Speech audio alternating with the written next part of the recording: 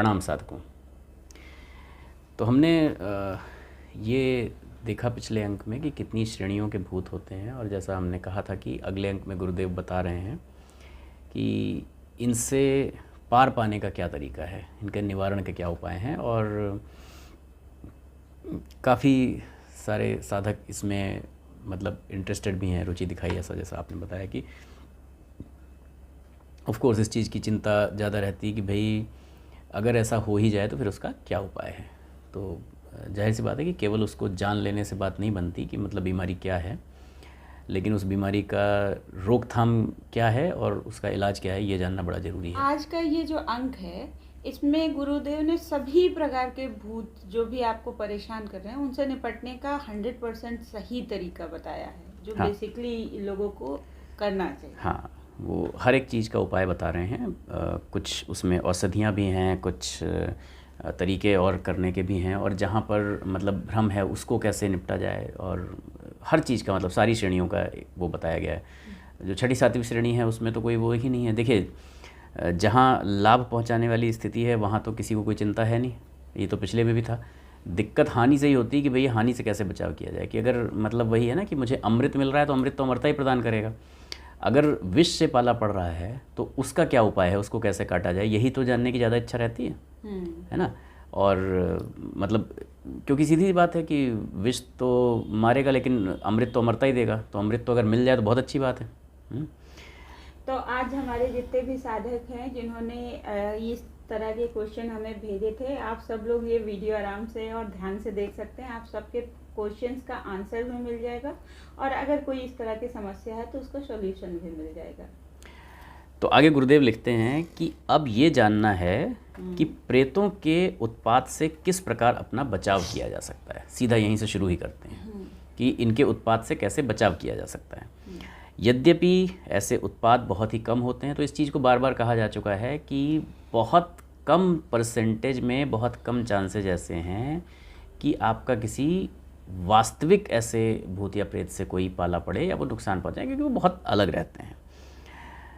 तो भी जिन्हें उस अवस्था में पड़ जाने का दुर्भाग्य प्राप्त होता है, उनके भय, कष्ट और दुख का ठिकाना नहीं रहता। मतलब हम इस चीज़ को समझ सकते हैं कि क्यों लोग ऐसे प्रश्न पूछ रहे हैं, क्योंकि वास्तव में ऐसी स्थिति में जब कोई फंस जाता है तो है तो काफ़ी कष्ट, बहुत दुख है, और उससे मतलब निवारण आसानी से मिलता भी नहीं है। जैसा हमने कहा, बहुत सारे लोग हैं जो मूर्ख बनाने की चेष्टा करते हैं, उसमें आपके पैसे ऐंठने की भी कोशिश करते हैं, बहुत सारी चीज़ें हैं, और असली जो उपाय है या असली जो निवारण है उसका मिलना बड़ा कठिन हो जाता है।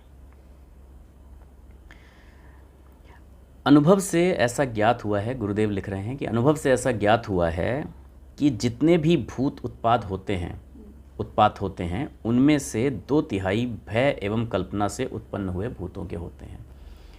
तो मतलब जो एक्चुअल आपको मिलेंगे, वो जितना आप सुनते हैं, जितनी घटनाएं पता चलती हैं, एक्चुअल में उसका 1/3 ही एक तरीके से रह जाते हैं, क्योंकि 2/3 जो हैं वो काल्पनिक हैं। ये चीज़ है, इसीलिए आज के टाइम में मुझे लगता है कि इतना ज़्यादा काल्पनिक चीज़ों को बढ़ावा चढ़ावा दे दिया गया है कि अब लोगों को सही लोगों के ऊपर भी ट्रस्ट नहीं होता। हाँ। अगर किसी को सचमुच में ऐसी कोई परेशानी हो गई है तो लोग बिल्कुल। विश्वास नहीं करते, उन्हें लगता है कि ये मनगढ़ंत बातें कर रहा है। आपको ज़्यादातर लोग यूनिडायरेक्शनल मिलेंगे। यूनिडायरेक्शनल मतलब या तो वो हर चीज़ को काल्पनिक मान रहे हैं या हर चीज़ को सच मान रहे हैं। मतलब एक वैसे लोग मिलेंगे जो किसी पे विश्वास नहीं कर रहे हैं, अरे कुछ नहीं होता है ऐसा, वो सारी चीज़ें। एक वो होते हैं, अरे नहीं भैया ऐसा होता है, बड़ी दिक्कत है, तो वो मतलब आपको बिना बात के डराते रहेंगे। आपको ऐसा लॉजिकल, जैसा गुरुदेव ने लिखा है, ऐसा शायद ही कोई व्यक्ति मिले जो ये स्पष्ट बता रहे हैं कि भाई देखिए 2/3 तो काल्पनिक होते हैं, 1/3 हैं लेकिन वो बहुत कम परसेंटेज में, और बहुत रेयर ऐसे चांस हैं कि आपका वास्तविकता में उनसे पाला पड़े, लेकिन फिर भी उसका उपाय बता रहे हैं कि 2/3 भी है, 1/3 भी है, तब भी उसका क्या वो है, हल है, उसको समझना ज़रूरी है।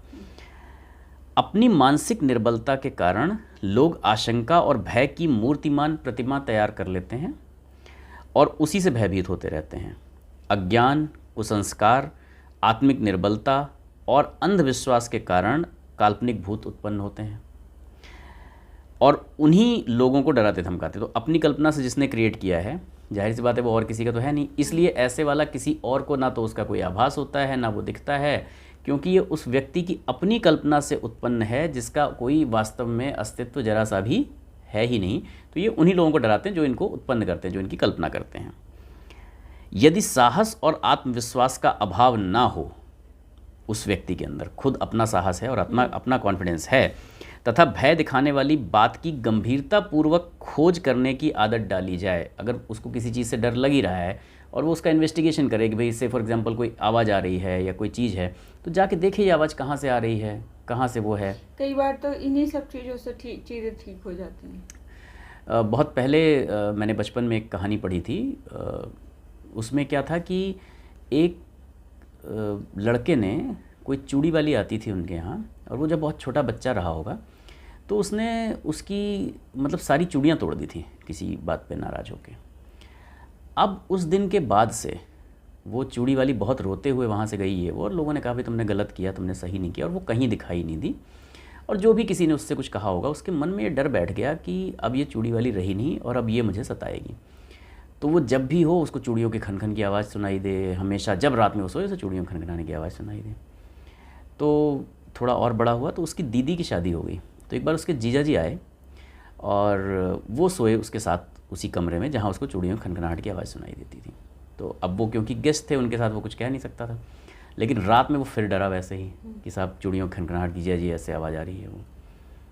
वो उठे, उन्होंने देखा कि तो खनखन की आवाज़ तो उन्हें भी सुनाई दे रही थी। तो वो उठे और वो गए पर्दे के पास, तो पर्दे में स्टील के छल्ले पड़े हुए थे, उन्होंने लिया और खट से दोनों पर्दे एक साथ में खोल दिए, पर्दे साइड में हो गए, आवाज़ ख़त्म हो गई। उन्होंने कहा ये आवाज़ यहाँ से आ रही थी। तो वही गुरुदेव कहने की कोशिश कर रहे हैं। कितने साल उसने डरने में बिता दिए। ने कहा ये आवाज़ हवा चलती है, आवाज़ इससे आती है, पर्दे के छल्लों से। तो उन्होंने कहा अब कोई आवाज़ नहीं आएगी, ख़त्म हो गई बात। तो अगर अपना आत्मविश्वास हो, मतलब अब से फॉर एग्जांपल अगर वो जो जीजा जी थे उनके, वो अगर उतने आत्मविश्वासी नहीं होते, साहसी नहीं होते, तो वो भी डरने लगते, वो भी नीचे को भागते।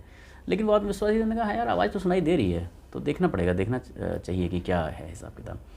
तो उन्होंने जो है वो खोला और बात ख़त्म हो गई। तो अगर इस तरीके का साहस दिखाया जाए और खोज की जाए तो ज़्यादातर आपको पता चलेगा कि लोग चूहों की खड़खड़ को भूत की करतूत मान लेते हैं, है ना। अंधेरे में झाड़ी की टहनियाँ जो हैं वो लोगों को हाथ पांव जैसे दिखाई देते हैं। तो मतलब खुद का एक ऐसा वाला एक्सपीरियंस है, बिकॉज क्या था, मैं बहुत छोटी थी तो अपने होम टाउन जो गांव था हमारा वहाँ गई थी। तो एक रात ऐसे ही, क्योंकि वहाँ इस तरह की स्टोरीज होती थी तो हमने भी सुन ली, और बहुत छोटी थी मैं, शायद 6-7 साल 8 साल की रही होंगी, अभी तो बिल्कुल याद भी नहीं है। एक रात ऐसे ही बाबा के साथ बाहर वाले उसमें सो रहे थे, क्योंकि हमारे यहाँ रात में खुले में बाहर द्वार होता तो वहाँ पर सोते थे हम लोग। तो रात में ऐसी नींद खुली तो ऐसा लगा कि बाबा के चारपाई के बगल में कोई बैठा है, और मतलब उसे मैंने प्रॉपर हिम्मत करके देखा और लिटरली कोई बैठा जैसा हो रहा था। तो मतलब कुछ देर तो बहुत ही ज़्यादा डर लग गया, और वो सारी कहानियाँ जो सुनी थी वो एकदम सही प्रतीत होने लगे कि हाँ जी अब ये, फिर ऐसा भी नहीं था कि डर से आंख धो गए। एक बार और अच्छे से थोड़ा सा उचक के देखने की कोशिश की, वहाँ कोई सचमुच बैठा जैसे रात में।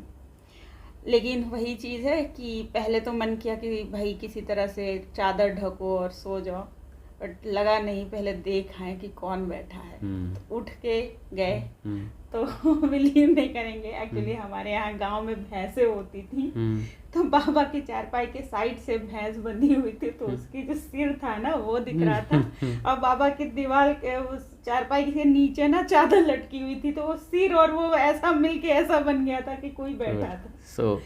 इस तरह की, वही मैं कह रहा हूँ कि अगर आप में हिम्मत हो, साहस हो और आप उसकी खोजबीन करें तो आपको ज़्यादातर ये पता चल जाएगा। तो जैसे गांव में होता है कि भाई झाड़ियों के हाथ पांव जैसे दिख रहे हैं, केंचुली की मिट्टी अगर बिखर रही है, सांप जो केंचुली चेंज करता है उससे मिट्टी बिखरती है, तो लोग ऐसी कहानियाँ बना देते हैं पहले कि भाई यहाँ से तो मसाल जला के भूतों की बारात निकलती है। अब जो देखेगा उसने पूरा वो बना दिया और वो ऐसा दिख रहा है, देखने में आभास हो रहा है, तो मन वैसे चित्र गढ़ लेता है और वही चीज़ दिखाई देगी। घर में बंदर ने अगर ईंट पत्थर फेंक दिए तो भी भूत की हरकत समझी जाती है। अगर लोगों ने बता दिया साहब दिन में बवंडर आता है, ऐसा होता है वैसा होता है, आदमी डर के बैठा है तो वो इतनी हिम्मत कर नहीं पा रहा है कि देखे कि कौन फेंक रहा है। अरे भाई साहब हो गया, आज तो काम देखो, आज तो कर दिया कल्याण। या कोई मस्खरा या धूर्त व्यक्ति ऐसे आडंबर रच डालता है वो खुद भी मतलब पूरा आवाज़ भी निकाल दी, सब कुछ कर दिया, डरा रहा है, जिसे सहज ही भूत की माया समझा जा सकता है। इस प्रकार की घटनाओं की गंभीरतापूर्वक छानबीन की जाए तो कारण पता चल जाता है और भ्रम से सहज ही छुटकारा मिल जाता है। तो दो घटनाएं, तो एक मैंने आपको कहानी सुनाई, एक आपने सुनाई असली, तो वहाँ पर आपको पता चल गया। मैंने हिम्मत ना की होती ना तो मेरे लिए आज भी वहाँ पे कोई ना कोई बैठा हुआ आज भी होता और अगले दिन उस कहानी में एक कहानी आपकी भी जुड़ जाती है कि आपने रात में वास्तव में देखा, क्योंकि आप भी तो बताती ना लोगों को, तो मतलब वो होता और वो कहानी और पुष्ट होती चली जाती है। अगर आपने, तो जहाँ पर भी कोई हिम्मत करता है वहीं ये चीज़ टूटती है। तो ये बिल्कुल सही है जैसा आपने किया, उसी को गुरुदेव आगे बढ़ा रहे हैं। मिथ्या भ्रमों के विरुद्ध जोरदार आंदोलन किया जाए और मिथ्या विश्वासों को लोगों के मन से हटा दिया जाए तो भूतों की 2/3 बाधा मिट जाएगी, क्योंकि 2/3 यही है, काल्पनिक है। 2/3 बाधा मिट जाएगी, शेष 1/3 में आधा भाग मनुष्य के शरीर से निकले हुए विद्युत परमाणुओं की स्वतंत्र सत्ता का होता है। इनका प्रभाव किसी स्थान विशेष में ही होता है, तो ये हर जगह आपको नहीं दिखाई देंगे। एक नियत घेरे के अंदर ही अपना प्रभाव दिखा सकती हैं, वह भी जब तब कोई अकेला आदमी वहाँ सुनसान समय में रहे। तो ये ऐसा ध्यान देना होगा कि अगर वास्तव में ऐसा कहीं कुछ है तो वहाँ पर जाहिर सी बात है कि अकेले ना जाएं, है ना। तो अकेला सुनसान समय में रहे, बहुत से मनुष्यों की भीड़ में उनकी शक्ति निर्बल हो जाती, इतनी ताकत नहीं होती कि वो बहुत सारे लोगों के सामने वो कर सकें। अच्छा, इनका है क्या, क्योंकि इन परमाणुओं में जो प्रतिमाओं में ताकत है वो बहुत थोड़ी है, बहुत ज़्यादा ताकत है नहीं। अपना रूप दिखा देना, स्वप्न या तंद्रावस्था में पड़े हुए व्यक्ति को अपना परिचय देना, कोई शब्द या दृश्य प्रकट करना आदि कार्यों द्वारा उनका अस्तित्व दिखाई पड़ता है। तो वो आपका कुछ अहित नहीं कर सकते, उनके पास कोई शक्ति नहीं है। तो गुरुदेव कह रहे हैं उससे डर के कोई स्वयं अपनी हानि कर ले ये दूसरी बात है, बट वो सिर्फ ऐसा परिचय दे सकते हैं। अब आपकी हिम्मत कितनी उस पर डिपेंड करता है। हिम्मत बिल्कुल नहीं तो बुखार आ जाएगा इतने में ही। मुझे लगता है ना कि अगर जो आजकल की हॉरर मूवीज हैं या पहले से भी जो हमारी एक बहुत बड़ी कहानियों का रोल होता है इन सब चीज़ों, अगर आप उन सब चीज़ों पे बिलीव ना करें ना, तो बेसिकली अगर भूत सचमुच में भी हो तो वो इतने पावरफुल नहीं होते कि वो आपको किसी तरह का हार्म पहुंचाएं। बस Correct. आप खुद उनके डर में अपने आप को हार्म पहुंचा देते हैं, बस। राइट। तो वही उन्होंने कहा कि वो परिचय दे सकते हैं, वो भी तब जब कोई व्यक्ति सुनसान में अकेले में गया। बहुत सारे व्यक्ति हैं तो वो एक तरह से खुद ही डर जाते हैं, साइड हो जाते हैं, वैसी वाली स्थिति है। तो वैसे उन परमाणुओं में ऐसी कोई शक्ति नहीं होती कि वो किसी को क्षति पहुंचा सकें। तो ये स्पष्ट कर दिया गया है। सैकड़ा पीछे 15-20 घटनाएं इन प्रतिमाओं के द्वारा होती हुई देखी जाती हैं। मतलब 15-20%, 100 में से 15 या 20 कोई घटनाएं हो सकती हैं। अब उनका गुरुदेव उपाय लिख रहे हैं आगे, बड़े ध्यान से सुनिए, क्योंकि मुझे लगता है सबसे ज़्यादा जिज्ञासा ये जानने की होगी। जिन घरों में इस प्रकार की गड़बड़ें दिखाई पड़ें उन्हें कई बार अच्छी तरह चूना, गोबर, फिनाइल आदि से साफ़ करना चाहिए, क्योंकि विद्युत परमाणु ही तो हैं। तो जितना आप साफ़ करेंगे उसको बार बार इन चीज़ों से, तो वो साफ़ होते जाएंगे। एक और सटीक उपाय बता रहे हैं, नीम की पत्तियां घरों में जलाकर बाहर से दरवाजे बंद कर देना चाहिए ताकि पत्तियों का धुआं घर में भर जाए, तो उससे भी साफ़ हो जाते हैं इस तरह के जो परमाणु सत्ताएँ हैं वो। इसके अतिरिक्त हवन यज्ञ आदि का भी अच्छा प्रभाव पड़ता है। नियमित हवन करें, नियमित यज्ञ करें। आप कर सकते हैं तो बहुत अच्छी बात है, नहीं तो करवाएं, किसी को बुला लें, आचार्य को बुला लें। जागरण, ये मत सोचें कि बहुत पावरफुल पहुंचा हुआ कोई तांत्रिक चाहिए या वो ना कुछ नहीं। सिंपल प्लेन आप अगर मतलब मन के साथ अगर आप भी पूजा पाठ करते हैं तो यहाँ इस तरह की नेगेटिव एनर्जीज रहेगी। सबसे आसान उपाय है, आपके घर के आसपास जरूर कोई ना कोई गायत्री शक्तिपीठ, अब इतने हो गए हैं, गायत्री चेतना केंद्र होगा, वहाँ से बुला लें। रेगुलर कोई भी रेगुलर करना चाहते हैं तो आप बहुत सरल भाषा में गुरुदेव ने पुस्तक लिखी है कर्मकांड भास्कर, या फिर दैनिक हवन पद्धति। दैनिक हवन पद्धति की छोटी सी पतली सी बुक है, उसमें मंत्र संस्कृत में है और पूरा हिंदी में समझाया गया है कि क्या क्या करना है। एक बार आप वो पुस्तक पढ़ लें और पुस्तक से देख देख के कर लें, तो अगर आप दैनिक करना चाहते हैं, सूक्ष्म हवन 20-25 मिनट में हो जाता है, तो दैनिक कर सकते हैं, उससे वैसे ही चीज़ें वो हो जाती हैं। तो इसका भी असर है। जागरण, धार्मिक गीत, वाद्य, संकीर्तन, शंखध्वनि ध्वनि से इस प्रकार की अणुमूर्तियों को हटाने में सहायता मिलती है। तो आप रेगुलर उसको करते रहें और ये चीज़ें हट जाएंगी। तो एक तो ये हुआ कि जो घरों में इस तरह के अणुपरमाणुओं की वजह से जो अपना परिचय ऐसे दे सकते हैं या कुछ, उनको इस तरह से आप बहुत आसानी से हटाया जा सकता है। अब वो दूसरी श्रेणी के आते हैं, रोग के भूत। प्रेतोन्माद के मानसिक रोग की चिकित्सा आरंभ करते हुए, तो उसकी तो इलाज ही करवाना पड़ेगा, रोगी को बल वीर्य वर्धक भोजन देना चाहिए। अब यहाँ पर जड़ी बूटियों के नाम गुरुदेव बता रहे हैं, उनको आप ध्यान से नोट कर लीजिए यदि किसी को ऐसी आवश्यकता है तो। वरना वीडियो तो हमारा ही, आप उसको दोबारा देख सकते हैं। अगर आप नोट नहीं भी कर पाते हैं तो वापस से जाके जब भी आवश्यकता पड़े तो आप इसका। अगर किसी को इस तरह का कोई भूत प्रेत बाधा हुई है, जैसा हाँ। कि गुरुदेव खुद भी कहते हैं कि जब एक बार वो आपके सामने आते हैं तो क्योंकि वो आपकी बॉडी से ही कुछ वो लेके और सामने प्रकट होते हैं, तो उसकी वजह से कुछ आपकी दुर्बलता आ जाती है। ये पीछे के अंगों में गुरुदेव ने अच्छे से समझाया था कि दुर्बलता क्यों आती है। तो बेसिकली वो जो दुर्बलता है उसका ट्रीटमेंट अब गुरुदेव यहाँ पे बता रहे हैं। तो मैं ये सजेस्ट करूँगा कि अगर आप इनको नोट नहीं भी कर रहे हैं, आप वीडियो देख रहे हैं, नोट नहीं कर पा रहे हैं, तो आप इस वीडियो का नंबर नोट कर लीजिए प्लेलिस्ट में। ये जो प्लेलिस्ट है इसका आखिरी वीडियो है, तो आप अगर सिर्फ ये भी कहीं अपने पास नोट कर लेंगे कि आखिरी वीडियो में जड़ी के बारे में 26 पार्ट, हाँ पार्ट 26, मरने के बाद हमारा क्या होता है, पार्ट 26, मतलब प्लेलिस्ट में जाएंगे तो अंतिम वीडियो आप देखेंगे पार्ट 26। तो कभी भी अगर किसी को ज़रूरत पड़े तो आप इसको शेयर कर सकते हैं, तो उन तक पहुंच जाएगी अपने आप चीज़ें, और किसी को लाभ हो सके तो बहुत अच्छी बात है। अगर मतलब हम नहीं ऐसा उम्मीद करते कि वास्तव में कोई मतलब ऐसा किसी के साथ हो रहा होगा, बट अगर हो ही जाए तो, क्योंकि जैसा गुरुदेव ने लिखा कि अगर ऐसा दुर्भाग्य किसी का हो जाता है तो बहुत कष्ट है, तो उसमें ये है। तो लेकिन प्रेतोन्माद की स्थिति अक्सर देखने में शहरों में भी आ जाती है, तो यहाँ पर बहुत लाभदायक ये चीज़ें हैं। ब्राह्मी, शतावरी, आंवला, शालभ, गोरखमुंडी, शंखपुष्पी, वच प्रभृति औषधियाँ सेवन करना।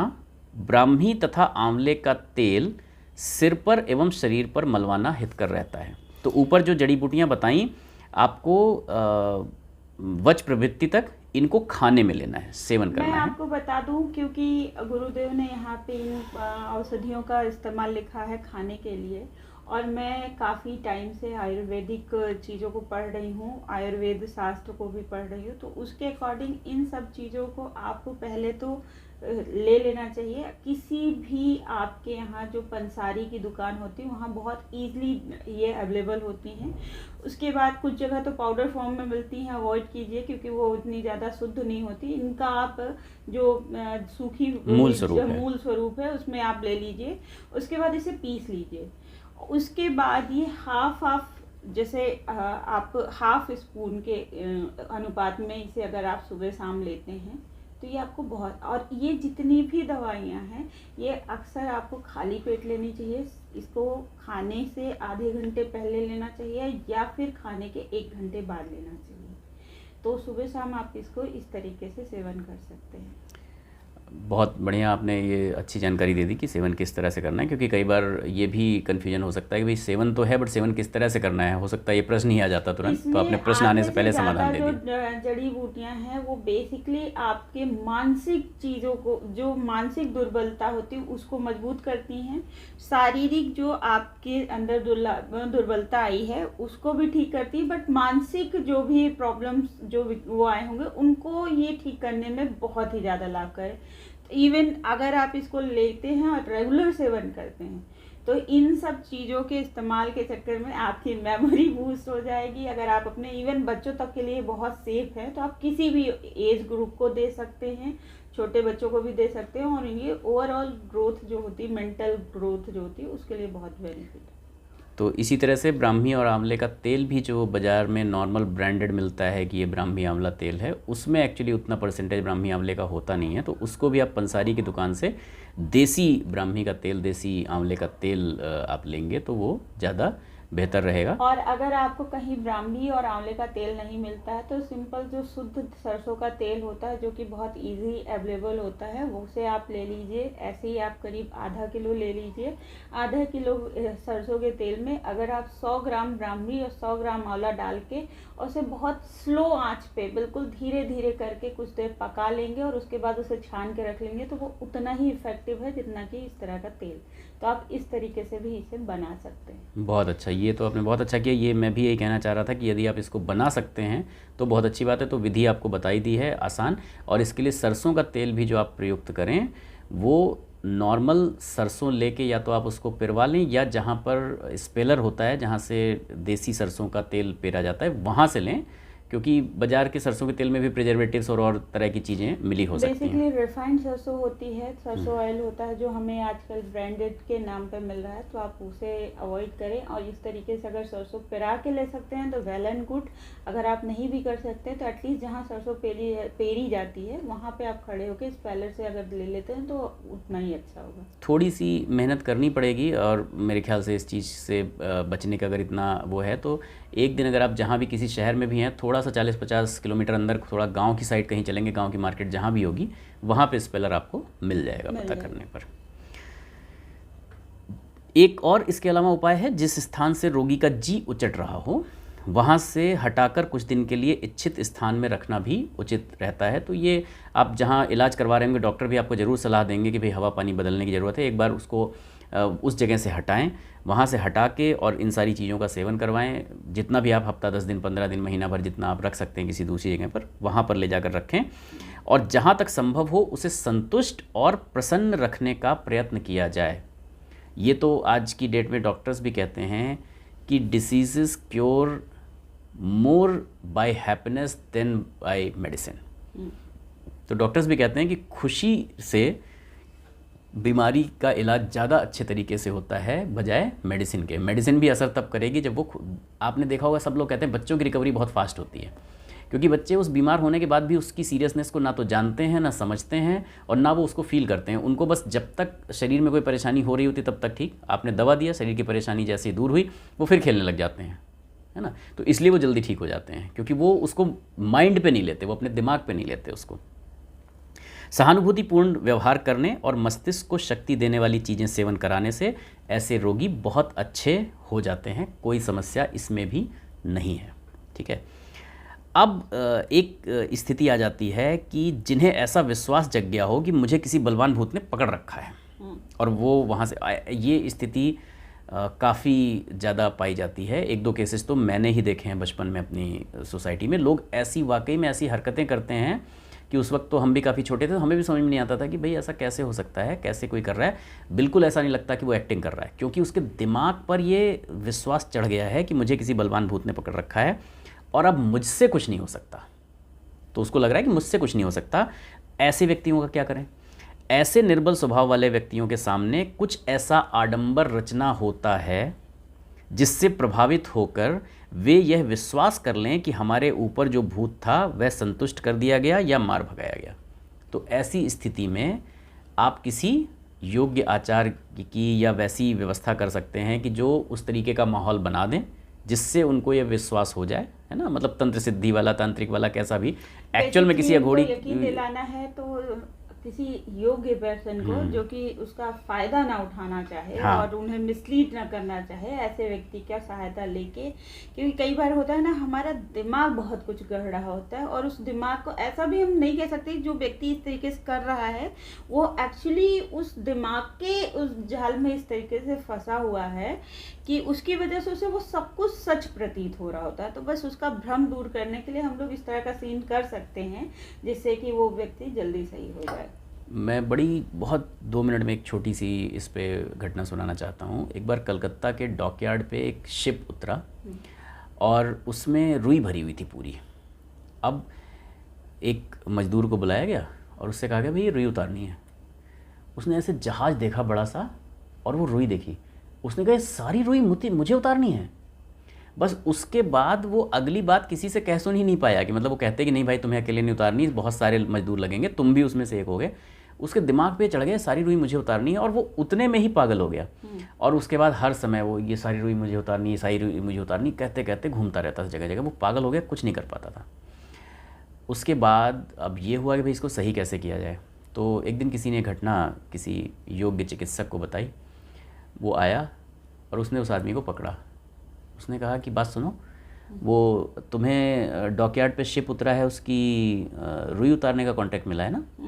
तो उसने कहा अरे सारी रुई वही करना, सारी रुई मुझे उतारनी, सारी रुई मुझे उतारनी, सारी रुई। उसने कहा कि वो कल रात को वो रुई जल गई। उसने कहा अच्छा रुई जल गई, मुझे नहीं उतारनी पड़ेगी, और बस वो आदमी सही हो गया। तो ये जब नकली है तो नकली आडंबर भी रचना पड़ता है, क्योंकि वो रुई तो कब की उतर चुकी थी, वो इस घटना को सालों बीत चुके थे। उसने कहा कि वो रुई उतारने का तुमको मिला है ना, हाँ। बोले वो सारी रुई जल गई। बोले अच्छा सारी रुई जल गई, तो मतलब अब मुझे नहीं उतारनी पड़ेगी? नहीं, हो गया, आराम हो गया। तो ऐसा आडंबर रचना पड़ता है कि जिससे वो ये विश्वास कर लें कि भैया ये जो था इसको संतुष्ट कर दिया, मार भगाया गया, अब नहीं है, क्योंकि है तो एक्चुअल में नहीं। लेकिन अब जब उसको बिलीफ वैसा हो गया तो वो बिलीफ से निकालने के लिए वो आपको वैसा कई बार रचना पड़ जाता है। तो कांटे से कांटा निकालने वाली बात है, या विष से विष को मारने की तकनीक यहाँ पे उसका उपाय लेना पड़ता है। इसका और कोई रास्ता ही नहीं है, क्योंकि आप सिर्फ उसको ये कह दें, जिसके विश्वास अंतर्मन में गहरा विश्वास चढ़ चुका है कि मेरे ऊपर भूत चढ़ा है, उसका भ्रम केवल ये कहने मात्र से नहीं उठेगा कि भैया तुम्हें कुछ नहीं हुआ है, ये केवल तुम्हारी काल्पनिकता है, मानसिकता है, आप इस बात को उसको रोज़ रटते रहिए, नहीं होगा। उसके लिए वैसा नाटक, वैसा सीन क्रिएट करके उसे दिखाना पड़ेगा कि देखो ख़त्म कर दिया इसको हमने भूत को जला दिया, मार दिया, ख़त्म कर दिया। हाँ, तो रोगी इस बात को नहीं मान सकता, उसे इस पर विश्वास ही नहीं हो सकता। हर व्यक्ति की मानसिक स्थिति भिन्न भिन्न होती है, इसलिए उसका इलाज भी भिन्न भिन्न होता है। जो लोग अपने विश्वास के आधार पर भूतग्रस्त हो जाते हैं, उनमें भावुकता की मात्रा अधिक होती है, तो आप उन्हें समझाकर, बताकर, बहला फुसलाकर नहीं कर सकते सही। ऐसे लोगों को नाटकीय ढंग से कुछ अद्भुत, विचित्र और आतंक उत्पन्न करने वाली पद्धति से अच्छा किया जाता है। जैसा मैंने एक छोटा सा एग्जांपल दिया कि उसको बोला कि भाई वो जला दी, है ना, उसको ये कहते रहते तुम्हें नहीं उतारनी पड़ेगी, कोई मतलब नहीं है तुमसे, तो उसको नहीं होता, उसने सीधे कहा वो रुई जल गई, काम ही खत्म हो गया। तो यूरोपीय रीतियों के अनुसार प्लेनचिट ऑटोमेटिक राइटिंग करने की पद्धति का हमारे देश में भी प्रचार हो गया है। पहले हमें भी उसे ठीक समझते थे, परंतु नए अनुभवों के आधार पर ऐसा ये प्रतीत हुआ है कि ये अपनी ही मानसिक शक्तियों का खेल है। इन उपायों के द्वारा किसी मृतात्मा के संदेश आना बहुत संदेहास्पद है। मतलब वो होता है उसमें प्लेन चिट लिख दी और उसमें क्या होता है अपने आप कुछ उस पर लिख जाता है, ये सारी चीज़ें, मतलब इस तरह की चीज़ करके लोगों को दिखाते थे। एक्चुअली एक केमिकल होता है, अगर आप उसे व्हाइट पेपर पे लिख दें वो आपको दिखेगा नहीं, लेकिन कुछ देर बाद जैसे ही वो हवा के संपर्क में आएगा तो वो उस पर लिख के आने लगेगा। हाँ, तो हमें समझ में आ गया है, अब हमको समझ में आ गया है ऐसा कुछ नहीं होता, मृतात्मा के संदेश ऐसे नहीं आते, हास्यास्पद है, गुरुदेव यही लिख रहे हैं, संदेहास्पद है। इसलिए इन साधनों का प्रयोग करने के लिए हम अपने पाठकों को सलाह नहीं दे सकते, ऐसा मत करिए। अपनी ओर से भूत प्रेतों के संबंध में अधिक रुचि लेना भी ठीक नहीं है। ये पिछले अंकों में हमने भी बताया है कि आप जिस चीज़ का ध्यान करेंगे, अभी इससे पिछले अंक में ही हमने बताया था कि आपको वृंदावन में कृष्ण जी दिख सकते हैं, निधिवन में किसी को रासलीला होती दिख सकती है, क्योंकि आप जिस चीज़ के बारे में ज़्यादा सोच रहे हैं वहाँ उसके परमाणु हैं, वही दिखेगा। तो आप शक से भूत क्रिएट कर सकते हैं, और प्रेम ते प्रभु प्रकट ही जिमी आगी, तो प्रेम से प्रभु को भी प्रकट कर सकते हैं। तो जब हम दोनों में से कुछ भी प्रकट कर सकते हैं तो क्यों ना प्रभु को प्रकट करें, क्यों संदेह में जाएं, है ना। तो अपनी ओर से ऐसा ज़्यादा रुचि लेना ठीक नहीं है, क्योंकि आप ज़्यादा रुचि करेंगे तो मतलब इस तरह की भी चीज़ें घूम रही हैं और सब हैं, तो वो आपके पास आने लगे कि अच्छा ये हम ज़्यादा इनके पास चलते हैं, है ना। हाँ, किसी को अनायास भूत बाधा का शिकार होना पड़े तो उससे छुटकारा पाने के लिए प्रयत्न करना आवश्यक है। जो कि और सारा चीज़ बताया जा चुका है कि आप यज्ञ, हवन, पूजा, मंत्रोच्चार विधि के साथ आप भूतों को भगा सकते हैं। उनसे हुई हानियों को आप इस तरीके के जो ट्रीटमेंट उन्होंने बताए हैं गुरुदेव ने, आप उसको कर सकते हैं। इसके साथ आपका ये सारा कुछ प्रॉब्लम सही हो जाएगा। राइट। तो और मुझे लगता है कि मतलब काल्पनिक को, उन्मादग्रस्त को, मानसिक रोगों को किस तरीके से ट्रीट किया जा सकता है, और अगर एक्चुअल में भी है तो कैसे ट्रीट किया जा सकता है, इस अंक में भली भांति डिटेल में बता दिया गया है। आज का ये अंक और ये पुस्तक दोनों, हाँ, आज का ये अंक इस पुस्तक का समापन अंक था। यहाँ पर हम पहली पुस्तक का स्वाध्याय फिनिश कर रहे हैं, जिसका नाम था मरने के बाद हमारा क्या होता है। हालांकि निवारण के बारे में बहुत डिटेल में बताया गया है, फिर भी यदि आपका कोई प्रश्न है तो आप वो प्रश्न कमेंट बॉक्स में लिख सकते हैं। हम पूरी कोशिश करेंगे कि आपके जितने भी संदेह हैं, डाउट हैं या प्रश्न हैं, उनका उचित समाधान प्रस्तुत करने की कोशिश की जाए। हम लोग एक सेपरेट वीडियो बनाएंगे और उसमें आपके सारे डाउट्स को क्लियर करने की कोशिश करेंगे। तो आज हम लोगों ने मरने के बाद हमारा क्या होता है इस पुस्तक का स्वाध्याय समाप्त किया। अगली पुस्तक जैसा रुचि भी देखी गई और उसके मतलब बहुत सारे लोगों का इस पे इंटरेस्ट है, तो उसके बेसिस पर अगली बुक हमने लेने का फ़ैसला किया है। बहुत अच्छी पुस्तक, कर्म के विधान के बारे में, बहुत सारे लोगों का कर्म के विधान को लेकर प्रश्न था। तो एक बार आप वो पुस्तक दिखा दीजिए हमारे पाठकों को, ताकि कुछ लोगों का एक्चुअली बहुत ये रहता है कि कौन सी बुक आप पढ़ रहे हैं। बुक अभी तक हम लोग पढ़ रहे थे, मरने के बाद हमारा क्या होता है, पंडित श्री राम शर्मा आचार्य के द्वारा पढ़ लिखी। मिरर इमेज की वजह से उल्टी आ रही तो शब्द नहीं दिख रहे हैं। हाँ, और अब ये दूसरी बुक हम लोग शुरू करने जा रहे हैं, गहना कर्मणो गति। तो ये अब बुक हम लोग लेंगे अगले अंक से, गहना कर्मणो गति, कर्म फल का सुनिश्चित सिद्धांत, जो गुरुदेव ने लिखी है। मेरे दिल के करीब, और मुझे ऐसा लगता है कि जो प्रश्न थे उसमें कर्म को लेकर बहुत सारे लोगों के प्रश्न थे कि क्या कर्म का फल मिटता है, क्या माफ़ी मिलती है, क्या नहीं मिलती है, अगले जन्म में क्यों मिलता है, इस जन्म में क्यों नहीं, हमें पता चले। तो इन सारे प्रश्नों के जवाब देखने के लिए बने रहिए हमारे साथ। अगले अंक से हम लोग शुरू करने जा रहे हैं गहना कर्मणो गति, कर्म फल का सुनिश्चित सिद्धांत। तब तक के लिए प्रणाम।